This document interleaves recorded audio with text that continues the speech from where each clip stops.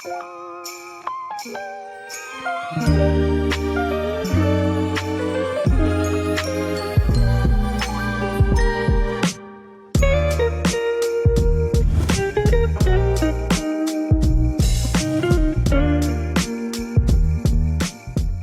everyone, Stefan here again from Loving New York, and in this video I'll show you my perfect week in New York. What can you expect? Well, a detailed itinerary for every single day. I'll take you to many different corners of the city so you can really experience the full variety. The spots are arranged so that you feel like you have a lot on your schedule, but it's not actually that much because they're route optimized, so you can just stroll along and still experience so much. I'll also tell you at the end what costs you should roughly expect for this 1 week in New York. And of course, I also have a few additional tips. You'll find those out here in this video too. Let's get started. Day 1 starts right at Times Square. From here, the first thing we'll do is head south. We're walking to Bryant Park. Bryant Park is one of my favorite parks. From there, you can see the Manhattan skyline peeking through the trees. You'll see the Empire State Building, and you'll even see the Summit 1 Vanderbilt. Bryant Park is one of my favorite parks. It's worth a visit at any time of year. In summer, there are free movie screenings. In winter, there's the Winter Village with the famous ice rink. Right next to it, you'll see the New York Public Library. A beautiful building, and you can even see it from the inside with free guided tours. What's our next destination? Fifth Avenue. Fifth Avenue is probably one of the most famous streets in the world, and we're strolling along it now from Bryant Park at 42nd Street towards the Empire State Building. That's around 32nd Street. On the way there, you'll see several well-known attractions on your left and right. When you're at the Empire State Building, you can choose to visit the building itself. Or you can visit the rooftop bar, 235th, with a sensational view of the Empire State Building. Another idea for how to end the day is to walk back to the Summit 1 Vanderbilt. That's one of my favorite platforms. Actually, it's my absolute favorite platform in New York City. And watching the sunset from there is just dreamlike. Day 2 starts with the hop-on, hop-off bus tours. They were actually a real surprise to me. That they're actually really fun. It's a relaxed way to learn a lot about the city. I even made a 360-degree video about it, which you're welcome to check out. They start at Times Square. Stay on board, the tour takes about 2.5 hours. Take the downtown loop, because it takes you through so many neighborhoods that simply represent New York. You go down to the southern tip of Manhattan, then back up the west side, and you're back at Times Square. After those 2.5 hours, you'll have a wonderful impression of the city, which can now be beautifully complemented by, well, a new perspective through a boat tour. Here, I would actually take a boat tour during the day because it's also super relaxing and you'll get fantastic photo opportunities of New York City. There's a wide selection. For example, I can recommend taking the tour with Circle Line. Those are also included in the sightseeing passes, or you can go with Classic Harbor Line. I've linked a few of those tours down below. That's my personal favorite, so to speak. Once you're back from the boat tour, it's only a very, very short walk to the Vessel and Edge observation decks. Both are located in the Hudson Yards district, one of the newest neighborhoods New York City has to offer. From there, walk all the way to the southern end of the High Line. There you'll walk through the Chelsea district, which is known for its many, many galleries. If you're feeling hungry in between, I recommend the Empire Diner. You can't miss it at all. It features one of the most beautiful murals or wall motifs in all of New York City. Right across the street is a small Portuguese place, sensationally good, called Tia Pol. And further, in the middle of the High Line is my favorite rooftop bar, which is Gallo Green. That means food and drinks are taken care of. Once you've reached the southern end of the High Line, you'll find yourself in the meatpacking district. From there, don't forget to turn right to one of the newest free attractions, Little Island. And once you've enjoyed the view of New York there, walk back. Ideally straight to Chelsea Market, which is a combination of a food market and a shopping spot. I like it a lot. I've often brought back my own souvenirs from there, which are more the kind that you'll enjoy for a much, much longer time, so to speak. If you love coffee as much as I do, then you should head to the Starbucks Reserve. It's right next to Chelsea Market, and what's special about it is that it's a kind of flagship store. You can have various coffee drinks, coffee cocktails, food paired with coffee. It's a sensational little place. That's the Starbucks Reserve.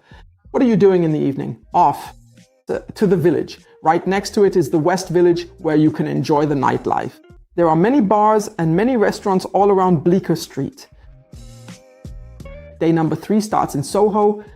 SoHo is one of my absolute favorite neighborhoods. It's known for its beautiful photo opportunities with the cobblestones, the cast iron architecture. You'll also find a lot in my travel guide about that. Bordering SoHo are Little Italy and Chinatown, and those are also on the agenda today. It's best to start your breakfast at 12 Chairs or at Balthazar. These are 2 breakfast spots that I absolutely love. 12 Chairs in particular has grown very close to my heart. From there, stroll down Spring Street towards West Broadway. Here you'll see lots of small galleries on the right and left. Shopping spots from well-known brands and smaller artists. It is just wonderful. From there, we're heading to Chinatown next. Chinatown is truly a city within a city and exerts a fascination all its own. What you'll notice is that COVID didn't do the Chinatown district much good. Many vacant shops, which are now slowly filling with life again. Still, it's definitely worth a visit. Another beautiful photo opportunity. By the way, that's where the Kobe Bryant mural is.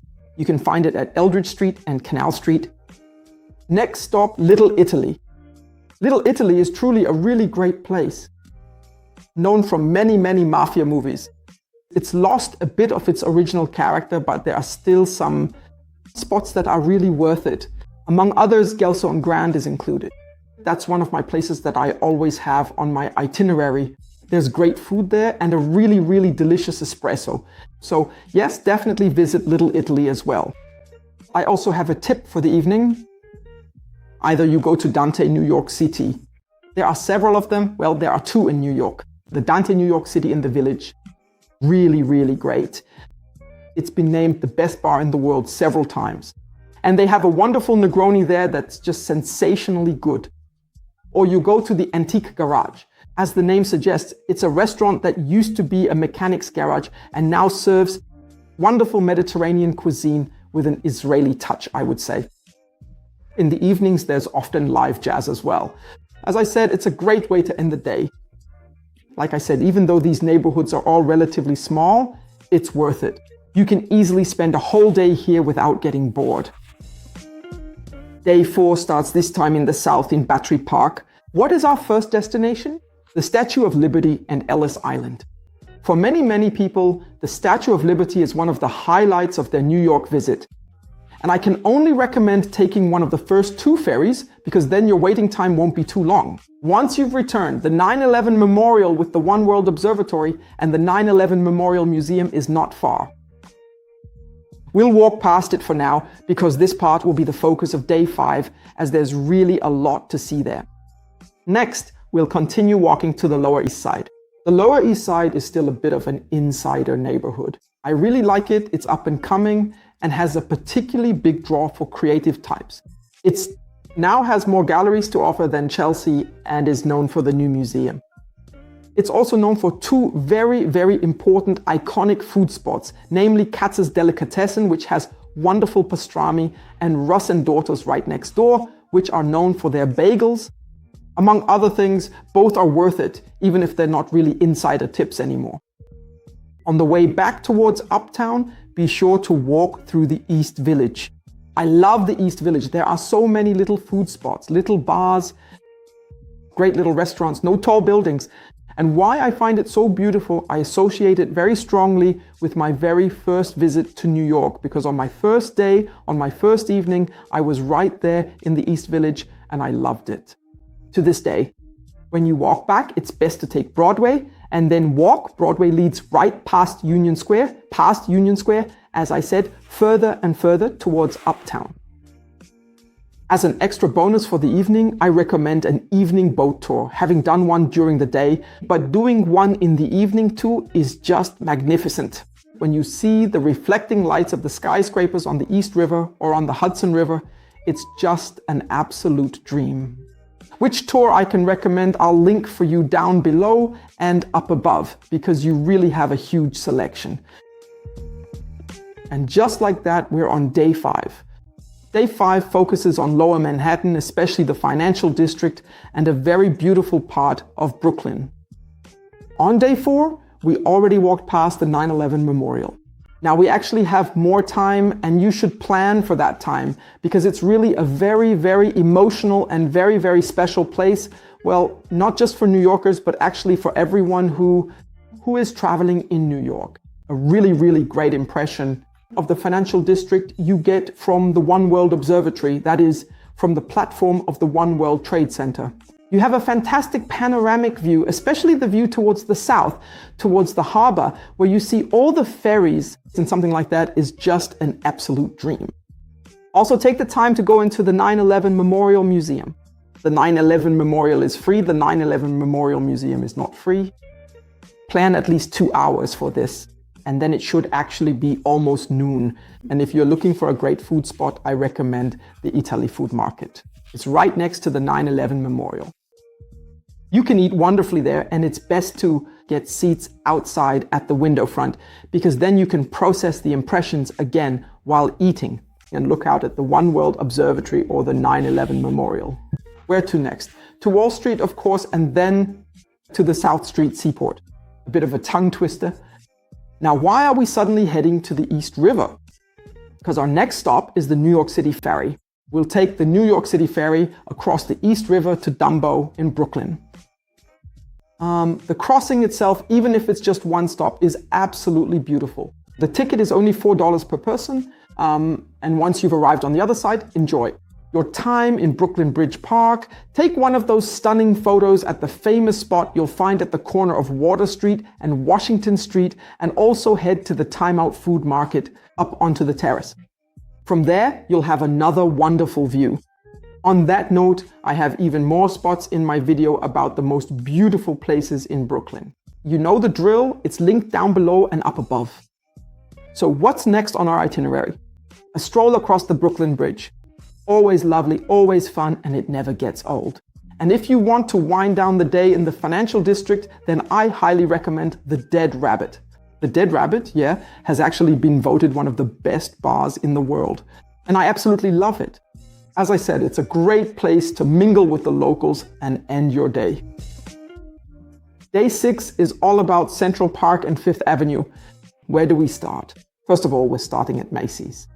Macy's is a total shopper's paradise and a real alternative if you want to find bargains without having to travel to an outlet outside of New York City. From there, we'll walk further up towards the Flatiron. I'm sure you know this famous building. On the way, you'll pass the Harry Potter store. I've been inside myself. It's worth it, really fun. Of course, I bought something because, well, what can I say? I'm a Harry Potter fan.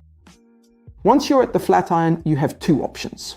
If you're just a little bit hungry, yeah, or maybe a little bit thirsty, you have option. Number 1, there's an Italian food market with a restaurant on top. It's Italy again. A beautiful store with a wonderful espresso. Or you can go to Madison Square Park, which is also right by the Flatiron, and have one of my favorite burgers from Shake Shack. Yes, it's a chain, but it's super delicious. And that location, by the way, is the very first one of all the Shake Shack branches that now exist all across the USA.